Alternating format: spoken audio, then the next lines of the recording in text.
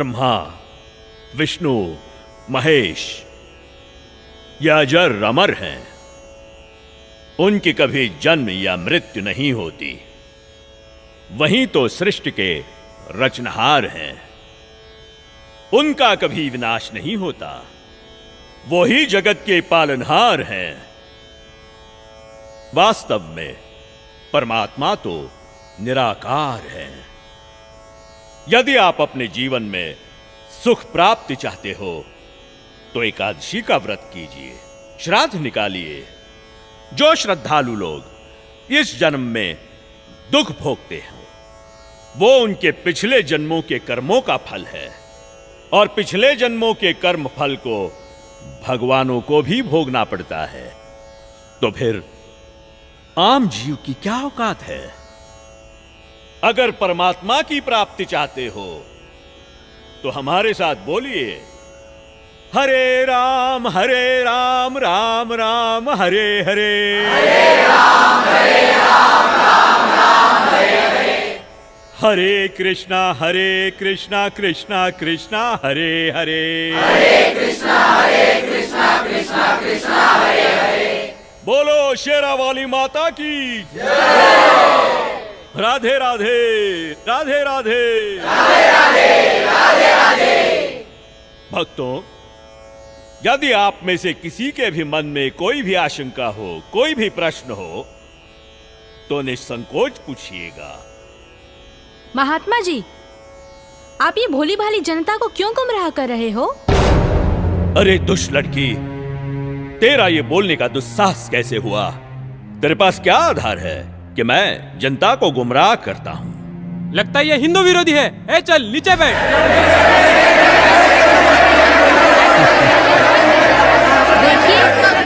देखिए, हमारी इसी सोच की वजह से इन धर्मगुरुओं ने हमें गलत दिशा प्रदान की है। मैं भी हिंदू धर्म की हूँ और मैं अपने धर्म को श्रेष्ठ मानती हूँ।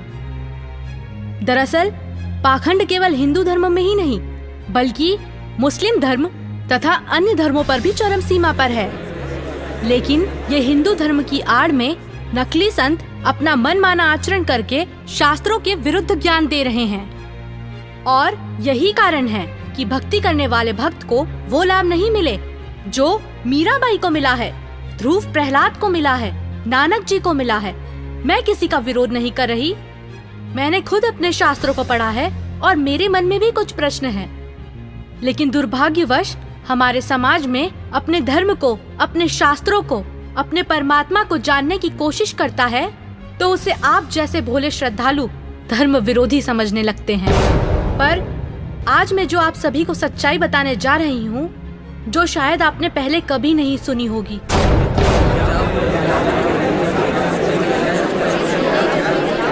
ज्यादा बात मत बना लड़की। तेरे पास क्या प्रमाण है? बताती क्यों नहीं? महात्मा जी, थोड़ा धीरज रखिए और सुनिए। आप ही ने तो कहा था ब्रह्मा, विष्णु, महेश अजर अमर हैं, उनका कभी विनाश नहीं होता, वही सृष्टि के रचनाहार हैं। मैंने टीवी पर एक संत रामपाल जी का सत्संग सुना, उसी से पता चला। पता है उन्होंने क्या कहा? रुकिए एक मिनट, अभी बताती हूँ।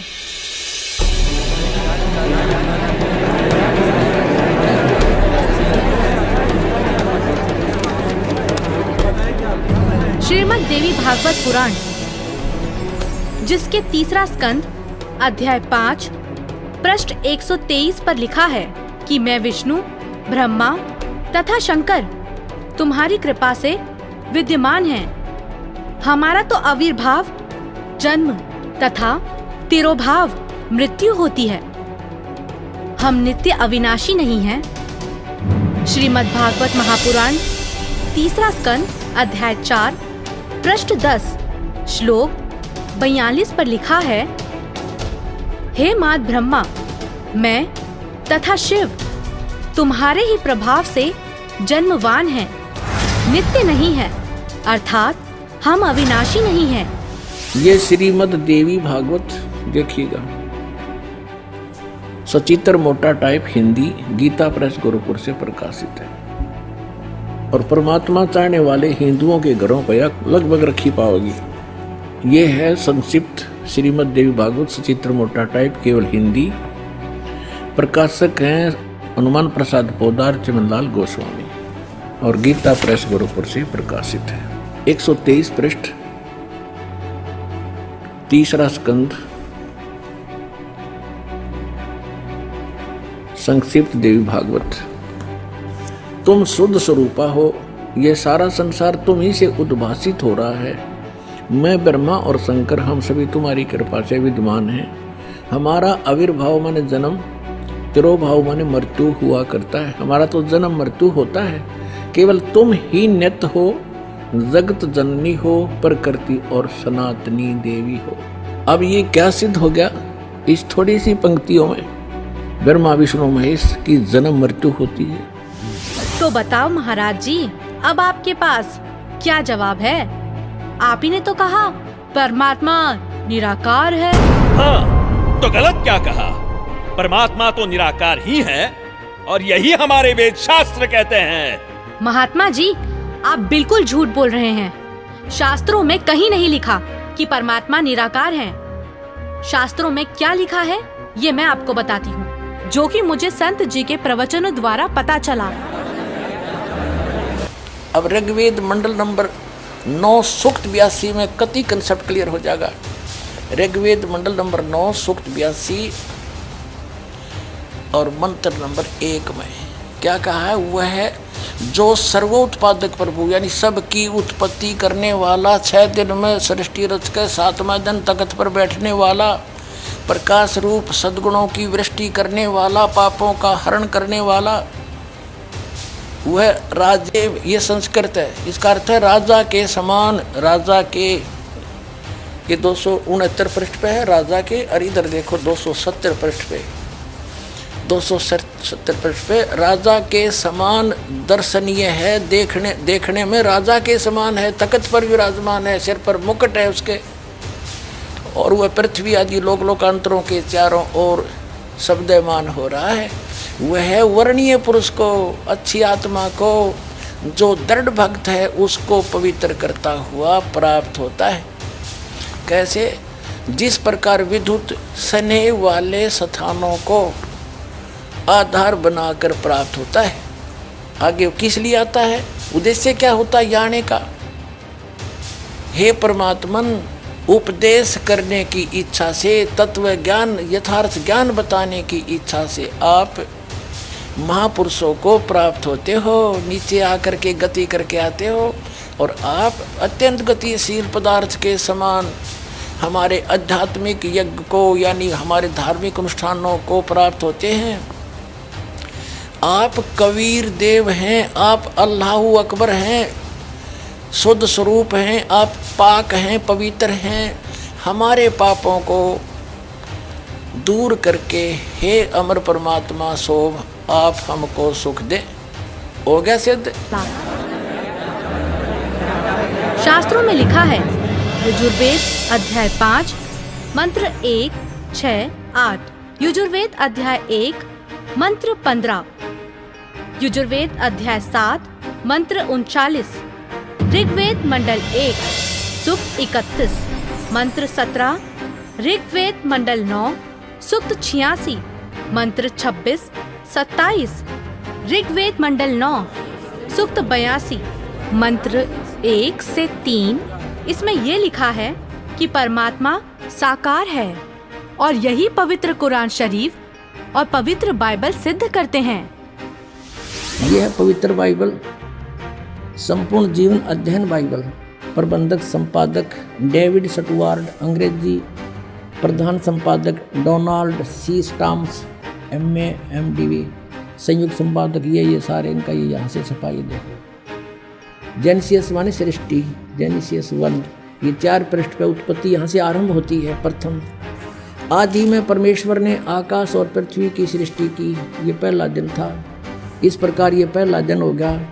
फिर दूसरा दिन हो गया, प्रकाश पर पुरुष बना दिया परमात्मा ने। फिर ये तीसरा सांझ भोर होया, फिर तीसरा दिन हो गया। जो कुछ भी इसमें फलदार वृक्ष जिनके बीज एक एक जाति के अनुसार बनाए, ये इस प्रकार। अब ये तीसरा दिन हो गया। दिन और रात पर प्रभुता करें और उज्ज्वला दियारा करें। इस प्रकार सांझ हुई, फिर भोर हुआ, ये चौथा दिन हो गया। फिर यहाँ देखें प्रश्न नंबर 5 पे, वो 4 पे पढ़ा आपने, अब 5 पे क्या है, सांझ हुई, भोर हुई, फिर ये 5वां दिन हो गया। छठे दिन पे आना हमने, असली बात ये है। फिर परमेश्वर ने कहा मनुष्य को हम अपने स्वरूप के अनुसार अपनी समानता में बनाएं, और वे समुद्र की मछलियों और आकाश के पक्षियों और घरेलू पशुओं और सारी पृथ्वी पर और सब रेंगने वाले जंतुओं पर जो पृथ्वी पर रेंगते हैं अधिकार रखें, यानी उनसे समझदार हों। तब परमेश्वर ने मनुष्य को अपने स्वरूप के अनुसार उत्पन्न किया। अपने ही स्वरूप के अनुसार परमेश्वर ने उसको उत्पन्न किया, और नर और नारी करके उसने मनुष्यों की सृष्टि की। तो परमात्मा किसा होया, मनुष्य जैसा, नर जैसा। अंडरस्टूड हो गया। अब पवित्र बाइबल ने स्पष्ट कर दिया कि परमात्मा मनुष्य जैसा है, उसने अपने जैसे रूप में मनुष्य को बना, नर नारी करके उत्पन्न किया। अब कुरान शरीफ दिखाते हैं आपको, देख कुरान शरीफ शास्त्रीय अरबी पद्धति पर नागरी लिपि में रूपांतरकार हैं नंद कुमार अवस्थी, शेरवानी संस्करण। ये कहाँ से छपी है?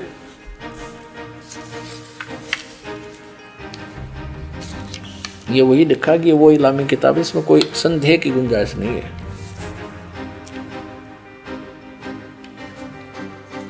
शेरवानी संस्करण, प्रकाशक है लखनऊ किताब घर, मौसम बाग, सीतापुर रोड, लखनऊ। हम यहाँ पढ़ेंगे, हिंदी पढ़ेंगे। सूरत फुरकानी 25 607 पृष्ठ पे यहाँ देखिए 59 नंबर आयत में, सूरत फुरकानी 25 में, जिसने आसमान और जमीन और जो कुछ उनके बीच में है सबको 6 दिन में पैदा किया और फिर तख्त पर जा विराजा। अब इससे सिद्ध हो गया कि दोनों पवित्र सदग्रंथों ने रल मिलकर ये सिद्ध कर दिया कि परमात्मा मनुष्य जैसे शरीर युक्त है, मनुष्य जैसा साकार है। महात्मा जी, आपने ये भी झूठ कहा है कि श्राद्ध निकालने, व्रत करने से सुख और मुक्ति मिलती है, जबकि संत जी के प्रवचनों से सुना है कि गीता अध्याय 9 के श्लोक 25 में कहा है, पितरों को पूजने वाले पितरों को प्राप्त होते हैं, भूतों को पूजने वाले, पिंड दान करने वाले भूतों को प्राप्त होते हैं, अर्थात भूत बन जाते हैं। गीता अध्याय 6 श्लोक 16 में लिखा है कि हे अर्जुन, ये योग ना तो अधिक खाने वाले का, ना बिल्कुल ना खाने वाले का, ना अधिक जागने वाले का, ना अधिक शयन करने वाले का, और ना ही एक स्थान पर बैठकर साधना करने वाले का सिद्ध होता है। गीता अध्याय 16 श्लोक 23-24 में कहा है कि शास्त्र विधि को त्याग कर जो साधक मनमाना आचरण करते हैं, उनको ना तो कोई सुख होता है, ना कोई सिद्धि प्राप्त होती है, तथा ना उनकी गति अर्थात मोक्ष होता है। अरे क्या चल क्या रहा है इस लड़की का? अरे कोई तो रोको उसे। ये लड़की सही बोल रही है।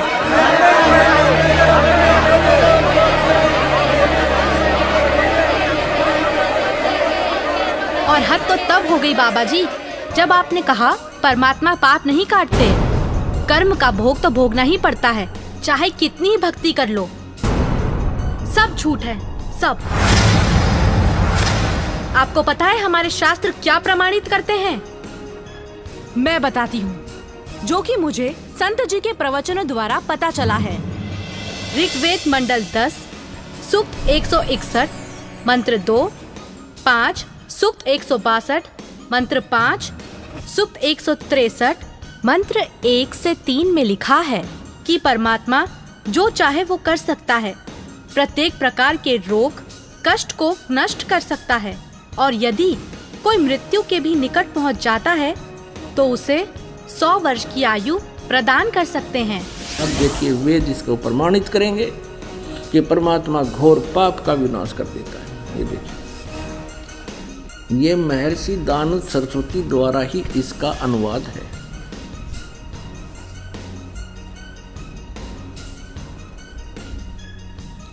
प्रकाशक हैं सार्वदेशिक आर्य प्रतिनिधि सभा 2/5 महर्षि दानव भवन, रामलीला मैदान, नई दिल्ली से।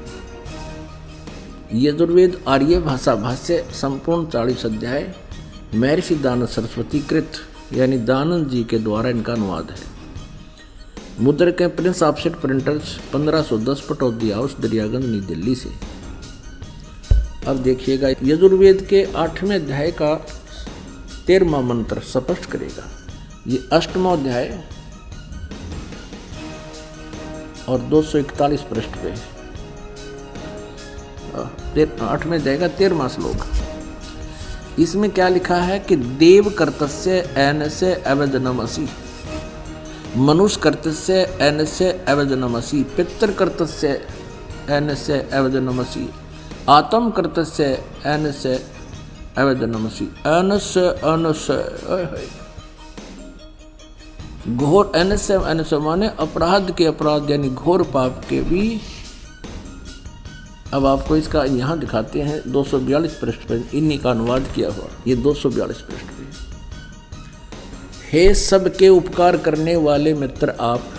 अब यहाँ इसने मित्र शब्द प्रयोग कर लिया, यहाँ परमेश्वर ना लिखा, क्योंकि इसको पता था वेदों को पढ़ने वाला मुझ पर पूरा विश्वास करेगा, और मैंने यहाँ लिख दिया मित्र, तो वो ये समझेगा कि मित्र के बारे में लिखा है, भगवान के बारे में नहीं, इसलिए इसको पढ़ पढ़ा कर आगे चल पड़ेगा।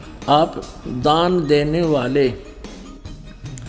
के अपराध के अवजनम, एनस्य माने अपराध के, अवजनम माने विनाश करने वाले, असी माने हो, मनुष्य कर्तस्य साधारण मनुष्यों के किए हुए, एनस्य माने अपराध के, अवजनम माने विनाश करने वाले हो। पितृ कर्तव्य से पिता के किए हुए, एनस्य माने अपराध, ये अपराध ही लिखना चाहिए था, विरोधासन लिखा है। अच्छी प्रकार हरने वाले हो, नाश करने वाले हो।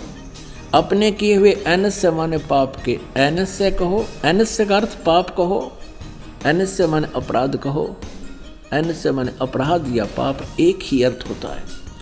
एनस्य माने पाप के दूर करने वाले, अवजनम माने नाश करने वाले, अवजनम विनाश करने वाले हो, अवजनम माने विनाश करने वाले हो।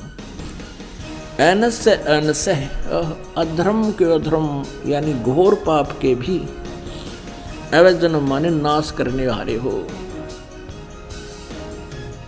अब जानता हुआ मैं जो कुछ भी अधर्म आचरण किया करता हूँ या करूँ, अनजान में जो कुछ भी किया करता हूँ वह करूँ, उस सब एनस्य माने अपराध के, पाप के, दुष्ट आचरण के नहीं, पाप के आप अवजनम माने नाश करने वाले हो। और महात्मा जी, आपको तो ये भी नहीं पता पूर्ण परमात्मा कौन है। अच्छा लड़की, तो तुम ही बताओ कौन है पूर्ण परमात्मा? पूर्ण परमात्मा वो है जिसने सृष्टि की रचना की है। उस परमेश्वर का नाम है कबीर। मैं आपको प्रमाणित करती हूँ, जो कि मुझे संत जी के प्रवचनों द्वारा पता चला है। प्रमाण 1, पवित्र यजुर्वेद अध्याय 29 मंत्र 25। जिस समय भक्त समाज को शास्त्र विधि त्याग कर मनमाना आचरण कराया जा रहा होता है, उस समय कबीर देव तत्व ज्ञान को प्रकट करता है। प्रमाण 2, पवित्र सामवेद संख्या 359 अध्याय नंबर 4 के खंड नंबर 25 का श्लोक नंबर 8, जो कबीर देव तत्व ज्ञान लेकर संसार में आता है, वह सर्वशक्तिमान है तथा काल के कर्म रूपी किले को तोड़ने वाला है, सर्व सुखदाता है तथा सर्व के पूजा करने योग्य है। अथर्ववेद कांड नंबर 4 अनुवाक नंबर 1 मंत्र नंबर 7। मुस्लिम धर्म के पवित्र शास्त्र कुरान शरीफ सूरत फुरकानी 25 आयत 52 से 59 में लिखा है कि कबीर परमात्मा ने 6 दिन में सृष्टि की रचना की तथा 7वें दिन तख्त पर जा विराजा, जिससे परमात्मा साकार सिद्ध होता है। राग तिलंग महला 1 पंजाबी गुरु ग्रंथ साहिब पृष्ठ नंबर 721। बाइबल में भी लिखा है, सृष्टि की रचना परमात्मा ने की, जिनका नाम है कबीर।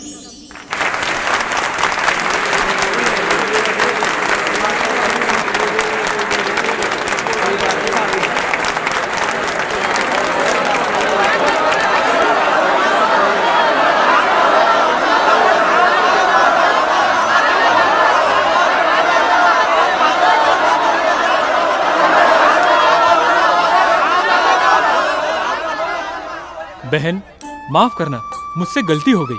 असल में हिंदू विरोधी तो ये नकली संत है जो हमें शास्त्रों के विरुद्ध भक्ति बता रहा है। आपने तो हमारी आंखें खोल दी। बहुत बहुत धन्यवाद आपका। धन्यवाद तो संत रामपाल जी महाराज का कीजिए, जिन्होंने इस अनमोल ज्ञान को भक्त समाज को समझाया है। उन्हीं के ही तो टीवी चैनल पर सत्संगों को सुनकर मैंने इस अनमोल ज्ञान को प्राप्त किया है। हर रोज टीवी पर सैकड़ों बाबा आते हैं, लेकिन सही भक्ति तो संत रामपाल जी महाराज ही बताते हैं। तो बोलो संत रामपाल जी महाराज की जय। संत रामपाल जी महाराज की जय। संत रामपाल जी महाराज की जय। आओ सब मिलकर जागरूकता लाए, पाखंड और अंधविश्वास को जड़ से मिटाए। अंधश्रद्धा भक्ति मानव जीवन के लिए बेहद खतरनाक है। शिक्षित समाज से निवेदन है कि नकली और शास्त्र विरुद्ध साधना बताने वाले धर्म गुरुओं से बचे तथा नकली धर्म गुरु का विरोध करे। सभी धर्मों में पाखंडवाद चरम सीमा पर है। समाज को चाहिए कि गलत साधना बताने वाले धर्म गुरुओं का डटकर विरोध करे। पुस्तक अंधश्रद्धा भक्ति खतराए जान को पढ़े। हमारे इस वेबसाइट पर जाकर इस पुस्तक को निःशुल्क पाए, या फिर आपका पूरा नाम, पता और फोन नंबर इन नंबरों पर SMS करें। अवश्य देखिए जगतगुरु तत्वदर्शी संत रामपाल जी महाराज के मंगलमय प्रवचन हर रोज इन चैनलों पर। सोशल मीडिया पर हमसे जुड़ने के लिए लाइक, सब्सक्राइब और फॉलो जरूर करें।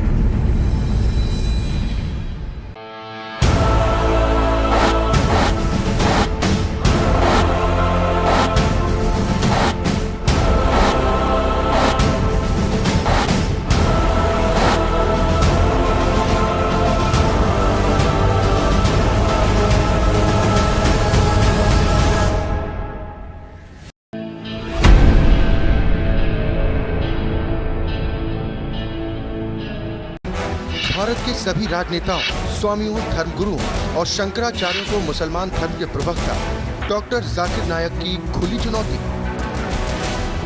ये चैलेंज है, कोई भी शख्स हिंदुस्तान में हो, मिनिस्टर हों दो, कोई भी स्वामी हों दो, कोई भी शंकराचार्य हों दो, इंशाल्लाह मैं तालिब इल्म हूँ इस्लाम और दीगर मज़हब का। मैं तस्लीम करता हूँ कि डिबेट होना चाहिए। मैं उनसे डिस्कशन करता हूँ, अगर मुझे गलत साबित करो मैं बदलने को तैयार हूँ। ये मुसलमान की जबान है, हम जब जबान देते हैं उसका पालन करते हैं। संत रामपाल जी महाराज ने स्वीकार की मुस्लिम धर्म प्रवक्ता डॉक्टर जाकिर नायक की चुनौती। मुस्लिम धर्म प्रवक्ता डॉक्टर जाकिर नायक हैं सादर आमंत्रित, जब चाहे कर सकते हैं संत रामपाल जी महाराज के साथ ज्ञान चर्चा। डॉक्टर जाकिर नायक के इस चैलेंज को स्वीकार करता हूँ, लेकिन अपने उस वायदे को याद रखना जिसमें कहा है कि जो मुझे झूठा सिद्ध कर देगा, गलत सिद्ध कर देगा, मैं अपने आप को बदल लूँगा। चैलेंज, आपको 10 पॉइंटों पर झूठा कर दूंगा सिद्ध, और कभी भी आकर के वो आध्यात्मिक ज्ञान चर्चा करता।